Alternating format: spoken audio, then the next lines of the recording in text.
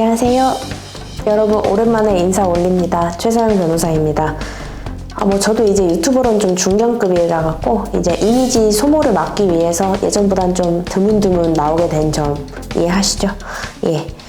제가 어제 점심에는 재밌는 일이 있었는데요. 이 회사 옆에 카페에 잠깐 들렀다가 회사에 다시 돌아가는 길이었습니다. 근데 엄청 가까웠고 뭐 걸음수로는 한 50보? 뭐 많으면 100보? 이 정도인데 비가 왔어요. 나오니까. 근데 제가 우산을 안 들고 나왔는데 비가 오길래 뭐 많이 오진 않아가고 그냥 뭐 걸어가자 해갖고 그냥 잘 걸어가고 있었거든요. 근데 이제 제 앞을 누가 딱 가로막는 거예요. 그래서 뭐야 봤더니 어떤 사람이 저를 보고 얘기를 하더라고요.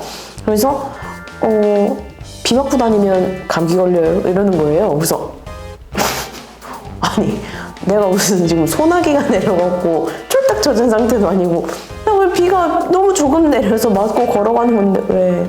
그래서 이렇게 보다가 근데 약간 아유 됐습니다 하고 가기도 그런 게 어차피 한 10발짝 더 걸어가면 회사예요. 회사 건물이에요. 그래서 약간 뭐 가는 방향이 빤하니까 좀 사양하기도 그렇고 막 뭔가 피하기도 그렇고 해서 같이 걸어가게 됐어요. 그래서 뭐지? 하면서 이제 걸어갔죠. 그래서 한 5발짝 더 갔거든요.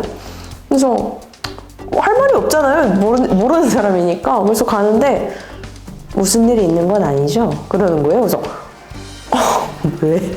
해갖고 제가 예, 없습니다. 그랬어요. 진짜 없었어요. 아무 애도 없었어요. 저 진짜 괜찮았거든요. 그래서 뭐지? 지금 생각보다 황당하네. 그래서 5발짝 더 걸어서 이제 회사 건물 1층에 안전하게 도착을 했습니다. 입구에. 그래서 뭐 생각해보니까 비는 오고 난 뭐 피할 생각은 없었지만 우산 씌워준 건 고마워서 고맙습니다 하고 이제 꾸벅 인사를 했어요. 그랬더니 별 말씀을요 하면서 훗 하면서 가는 거예요. 그래서 뭐지 이상한 사람인가 해갖고 제가 엘리베이터를 엄청 뛰어갔어요. 근데 이제 뒤를 딱 보니까 오시진 않더라고요. 그래서 아니 우리 회사 건물에 오는 사람이 아니었나? 이렇게 싶은데 아니 마지막 그 훗이 자꾸 머릿속에 남는 거예요. 그래서 제가 들은 3마디의 대사가 굉장히 일상적이지 않은 말이고 저 살면서 처음으로 누가 울산 씌워주는 거 써봤거든요.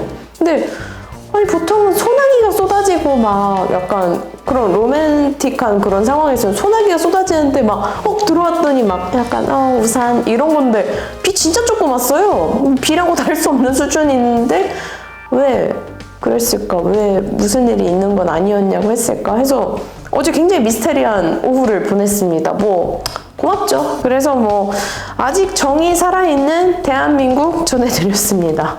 예. 그럼 오늘 주제로 넘어가겠습니다. 오늘 주제는 홍콩 ELS 사태 배상입니다. 저번에 한번 말씀드렸던 것 같은데 사실 잘 기억이 안 나요. 근데 홍콩 H지수 주가 연계 증권 그 ELS인데 이제 거기서 이제 거의 조 단위로 지금 손실이 났죠. 그래서 이제 금융감독원이 지난 2달 동안 한번 쭉 사태를 들여다봤습니다. 그랬더니 이제 은행의 경우에는 잘하면 100% 배상, 그리고 증권사의 경우에는 최대 잘하면 55% 수준에서 이제 배상이 될 것 같다고 합니다.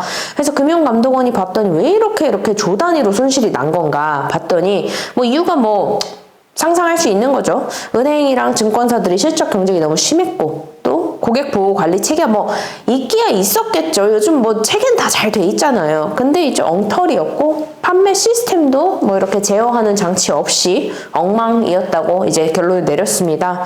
그래서 지금 홍콩 ELS 가입되어 있는 구좌가 거의 40만 개에 육박하고요. 액수로도 거의 19조 가까운 엄청난 돈이 이제 들어가 있는 상황인데 올 연말까지 이게 손실이 거의 5조 8천억, 거의 6조 가까이 예상이 된다고 합니다.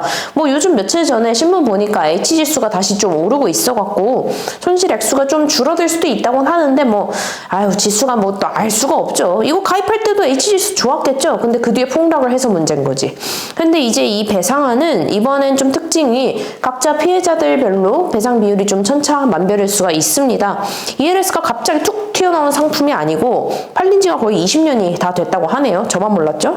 그래서 투자자한테도 과거에 당신이 투자한 적이 있냐? 그리고 얼마 정도 넣었었냐? 그리고 ELS로 수익 본 적이 있는지, 또 얼마나 봤는지, 또 상품에 대해서 얼마나 이해하고 있는지 이런 요소를 다 반영을 해갖고 이제 은행에 투자하신 분들은 적게는 한 20% 그리고 많게는 한 60%까지는 배상이 가능하지 않을까 예측을 하고 있다고 합니다. 근데 뭐 이건 다 추정되는 아니고요. 투자하신 분들이 원하는 수준의 배상에는 못 미칠 가능성이 높을 것 같아요. 특히 이게 투자자 탓을 한다는 게 좀 앞으로도 굉장히 논란의 여지가 많을 것 같은데 이 피해보신 분들은 얘기하기를 전적으로 이거는 은행이나 증권사 같이 파는 쪽의 잘못이 너무나 결정적인 이 과실이다. 이렇게 주장을 하는 상황에서 최대 100%, 뭐 최대 55%, 그 말이 최대지 그런 경우 거의 안 되잖아요. 그런 거다 보니까 이번 배상안이 이제 은행이나 증권사 입장에서도 약간 애매하고 또 피해자 입장에선 더더욱 다 받아들이기 어렵다면은 어쩌겠습니까? 이제 소송으로 다퉈서 끝까지 가봐야죠. 이제 불완전 판매라는 게 결국 그 불완전 판매였는지 안 불완전 판매였는지가 핵심이 될 텐데 이건 뭐 저희가 끝까지 물고 늘어지는 근성으로 도와드릴 법률 전문가들이 여러분 많이 계십니다. 예, 어서 오십시오. 이상 최사영 변호사였습니다.